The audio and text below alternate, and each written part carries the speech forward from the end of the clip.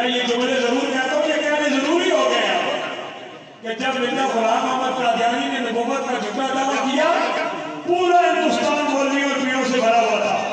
ये मैं वैसे मिसाली के तौर पर कह रहा हूँ, पूरा हिंदुस्तान, पूरी दुनिया में, पूरी दुनिया जो हिल जना उठा थी, जिसे दुनिया बोलने का ताजदार बेलनिशा कहता।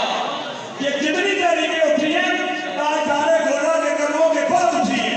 वो शख्स था जिसने मिर्जा गुलाम अहमद कादियानी के ताबूत में आखिरी ईंट ठोकी। उस बेलनिशा के घर का गुलाम को अपनी निस्बत का इजहार कर रहा हूँ।